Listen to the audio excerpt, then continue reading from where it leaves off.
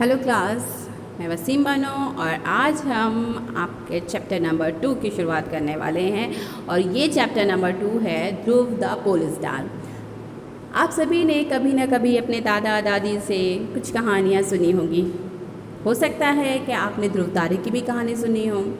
आपको पता है, जब दिन में हम लोग निकलते हैं तो दिन में हमें दिशाओं का पता कैसे चलता है? दिन में हमें दिशाओं का पता चलता है सूरज से। कैसे?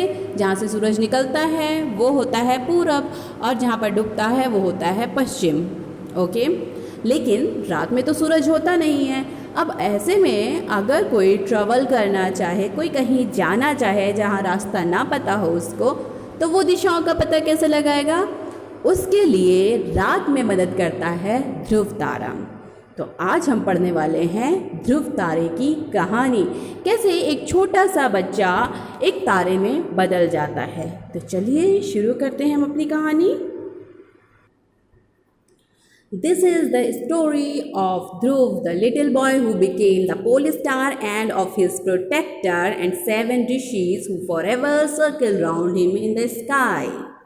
आज हम पढ़ने वाले हैं ध्रुव की कहानी।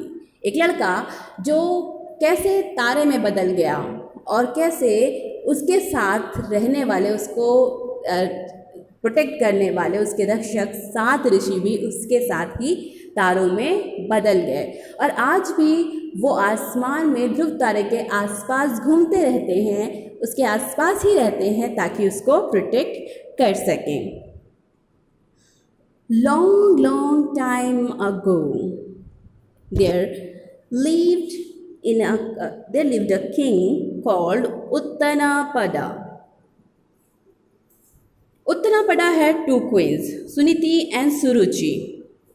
बहुत समय पहले, बहुत पुराने समय की बात है कि एक राजा हुआ करते थे जिनका नाम था उत्तनापड़ा। ओके, उत्तनापड़ा की 2 बेबियां थीं। एक का नाम था सुरुचि और दूसरी का नाम था Suniti. Queen Suniti was the older queen. She had a little son called Dhruv. Queen Suruchi, the younger queen, was very beautiful but proud and haughty. Suruchi too had a son who was called Uttama. राजा की 2 रानियाँ, सुरुचि और सुनीति। सुनीति जो कि बड़ी रानी थी और उनका एक छोटा सा बेटा था जिसका नाम था ध्रुव, और छोटी रानी जिनका नाम था सुरुचि, उनका भी एक बेटा था जिसका नाम था उत्तमा।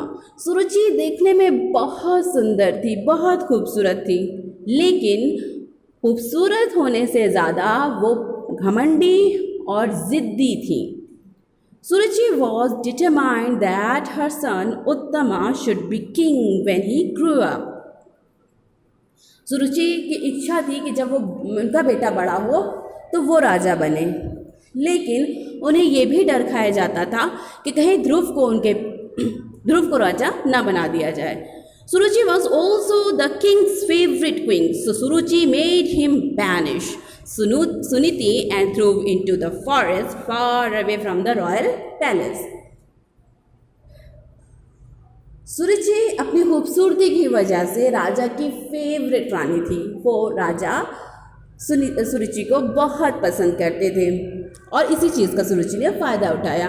उन्होंने सुनीति की बुराइयां कर करके उसके लिए गलत प्लानिंग कर करके सुनीति और ध्रुव को राजमहल से बाहर निकलवा दिया और दूर जंगलों में भिजा दिया। Suniti lived quietly in the forest, bringing up her little son who soon grew to be a bright, clever little boy.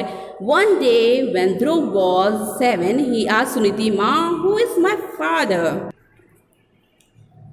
Suniti lived quietly in the forest, bringing up her little son, who soon grew to be a bright, clever, and little boy.